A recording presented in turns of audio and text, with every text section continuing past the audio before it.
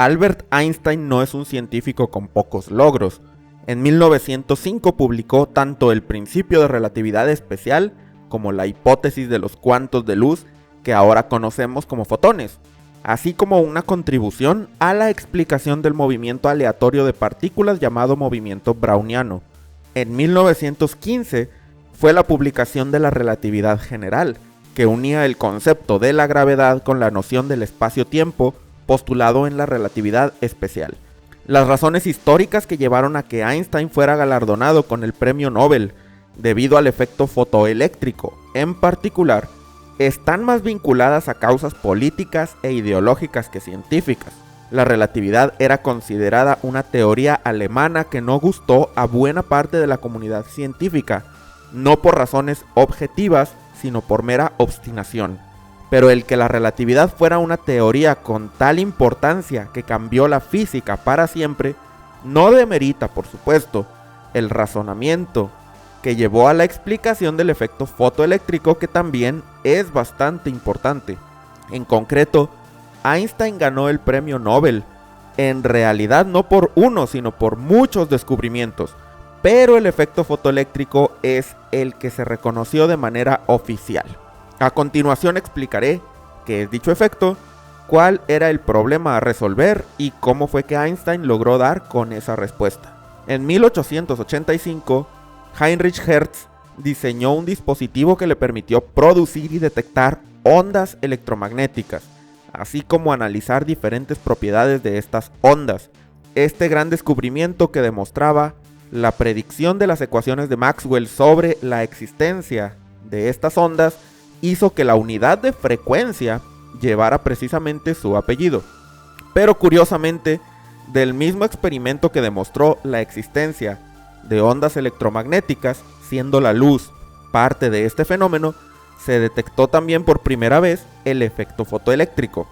Hertz notó que la luz interfería con los resultados que su aparato arrojaba y tras un análisis detallado concluyó que lo que estaba sucediendo es que la luz misma podía crear una chispa de electricidad.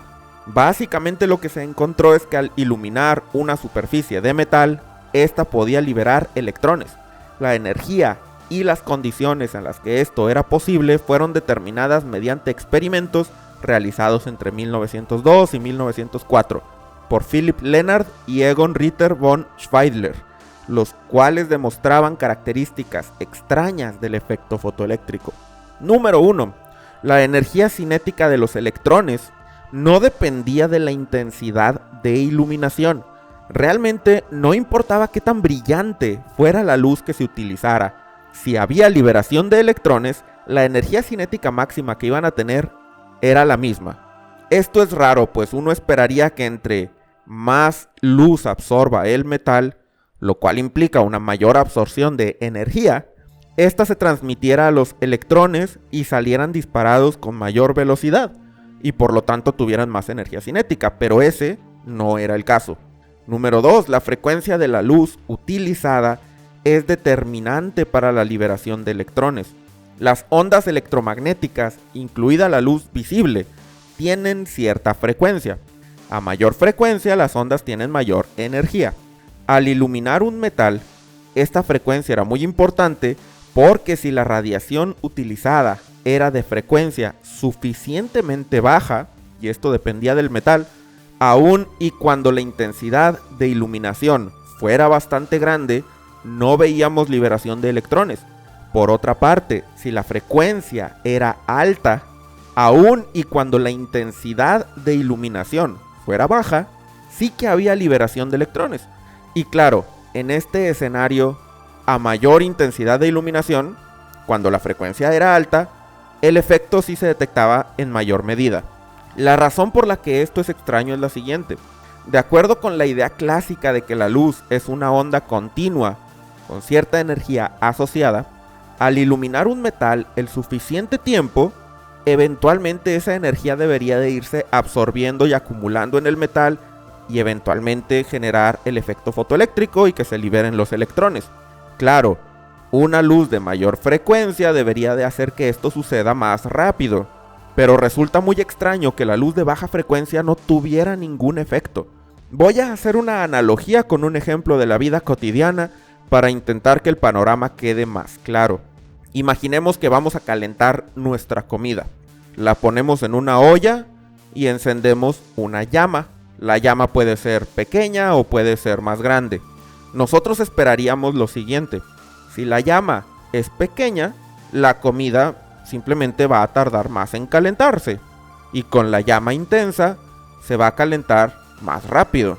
Pero ¿qué pensaríamos si con una llama baja la comida jamás se calienta y permanece fría? No importa cuánto tiempo dejemos la olla, la llama baja no tiene ningún efecto, y solamente si la llama es alta es que vemos algo. Ciertamente sería extraño. Ese es precisamente el dilema del efecto fotoeléctrico.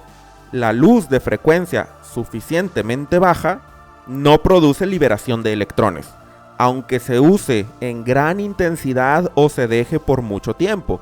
Y por otro lado, la frecuencia alta produce electrones al instante, aun y cuando la iluminación sea muy tenue.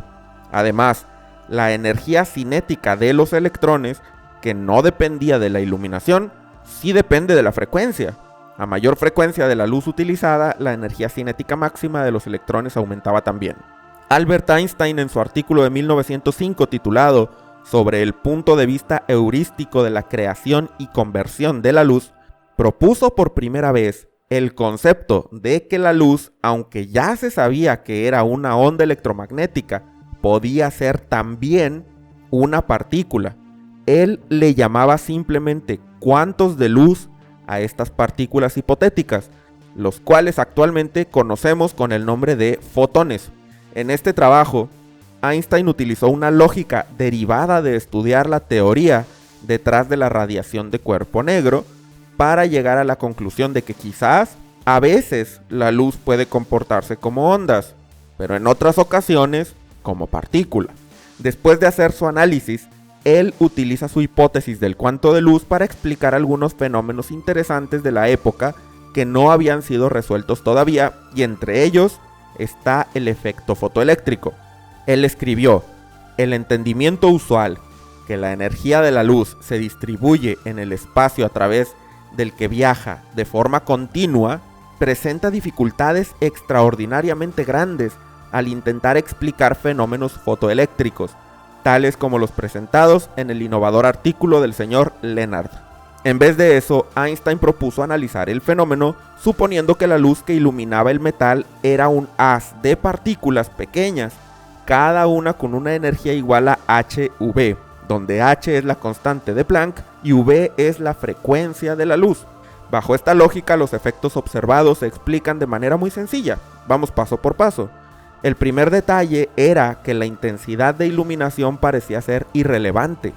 Esto es por lo siguiente: si iluminamos el metal con luz de cierta frecuencia, de acuerdo con Einstein, estamos bombardeándolo en realidad con cuantos de luz, cada uno con energía igual a hV. Algunos de estos cuantos van a interactuar con algún electrón en el metal.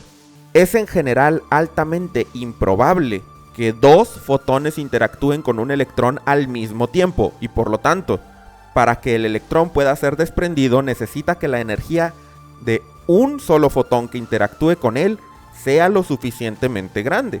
Es por eso que aumentar la intensidad de la luz en realidad no tenía ningún efecto si la frecuencia es la misma, pues solamente estamos arrojando más fotones al metal, pero la energía que estos tienen no es diferente, solo son más. Como los fotones interactúan uno por uno, entonces no importa realmente que usemos muchos, pues su energía individual no está teniendo efecto. Además, recordemos que la intensidad de la luz no tenía efecto tampoco en la energía cinética de los electrones desprendidos. De nuevo, esto tiene sentido si pensamos en fotones. Cuando un fotón de energía hV interactúa con un electrón, si logra liberarlo, es porque éste va a absorber esa energía del fotón hV, ni más ni menos. Einstein utilizó la siguiente ecuación para la energía cinética del electrón liberado. Energía cinética es igual a hV menos P, donde hV es la energía de un fotón y P es una función que representa la cantidad de trabajo necesaria para que se libere el electrón del metal, y depende del tipo de metal que se use. Así que de nuevo, lo que importa es la energía de los fotones individuales y no la cantidad de fotones para lograr que se dispare un electrón con mayor o menor energía.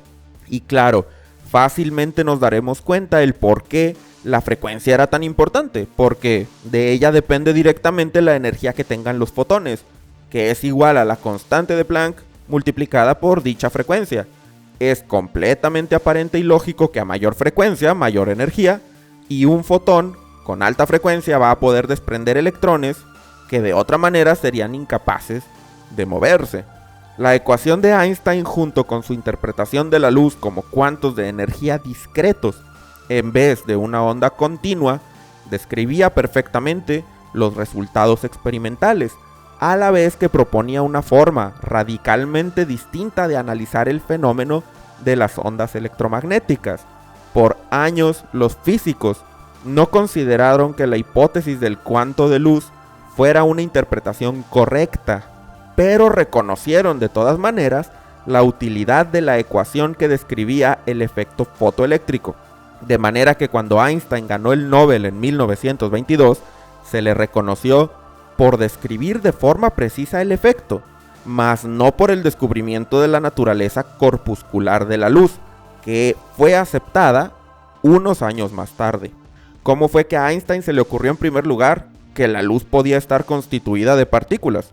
En el video que verás en la pantalla y en la descripción analizo con detalle esa lógica, así que te recomiendo que lo revises si es que estás interesado en el tema. No olvides darle like a este video si te gustó y suscríbete al canal, te lo agradeceré mucho. Nos vemos en el próximo video.